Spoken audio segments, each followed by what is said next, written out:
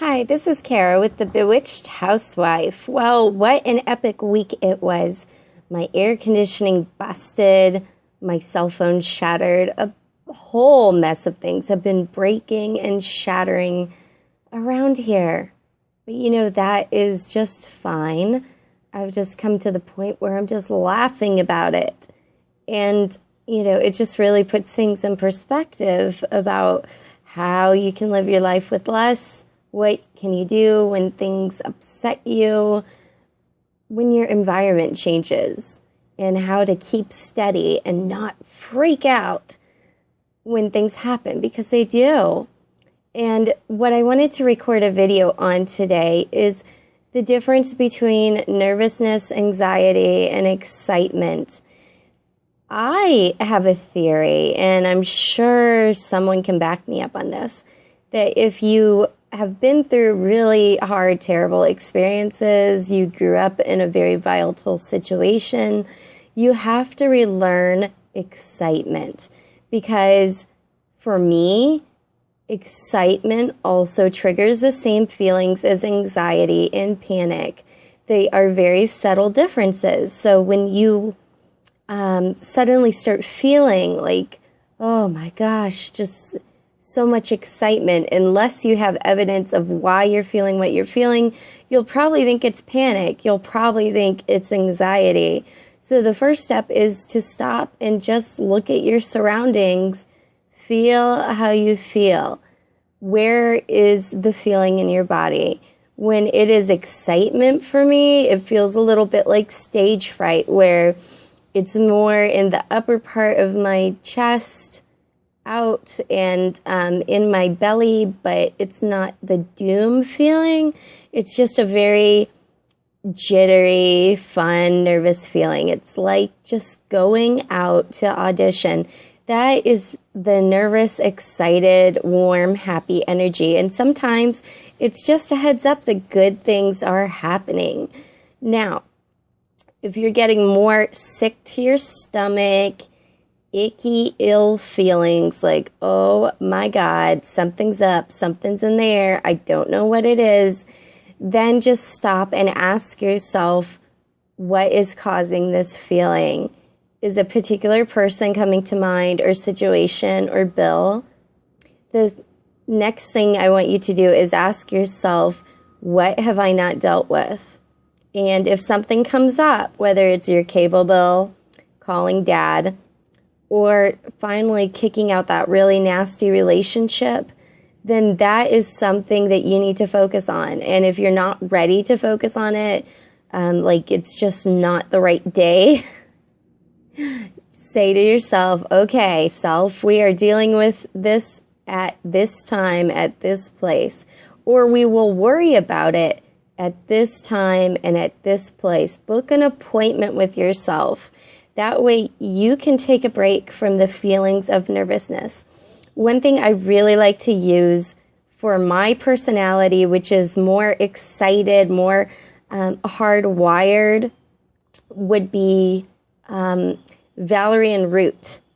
And it's very blissful, but I will say a lot of people can only take it at night because it makes them feel very tired.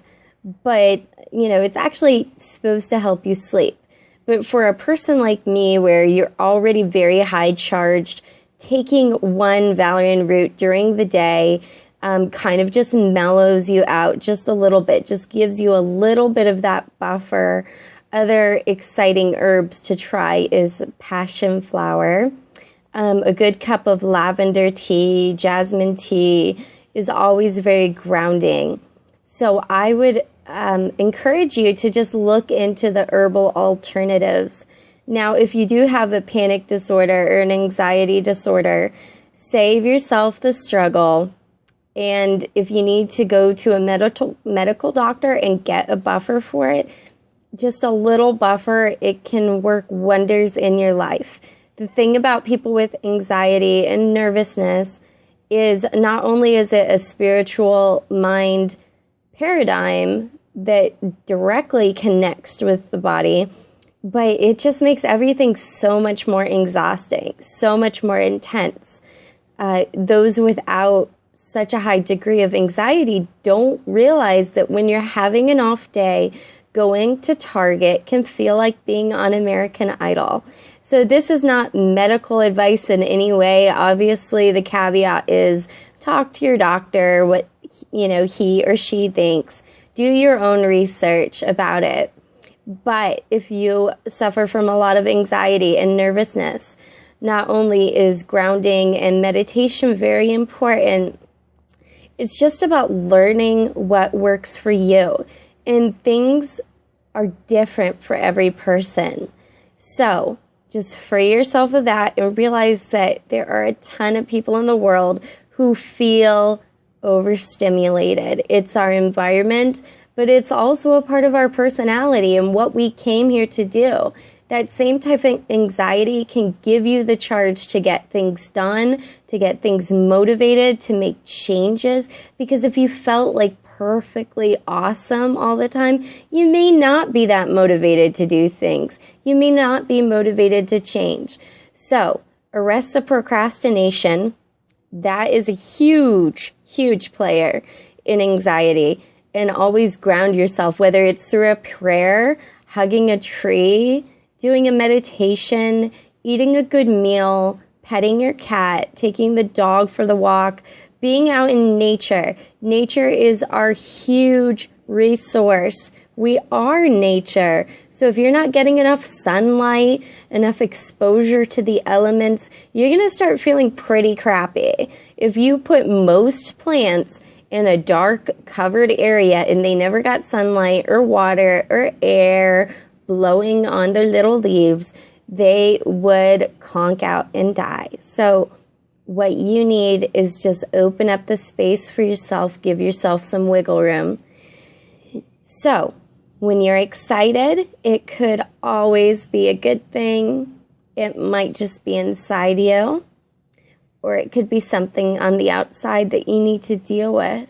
So if you are a panicky Chicken Little sometimes, learn to feel the subtle differences between anxiety about something bad or just excitement about everything good or what could happen. And whenever you put something out to the universe, you will get kind of excited and nervous. You don't know what's going to happen.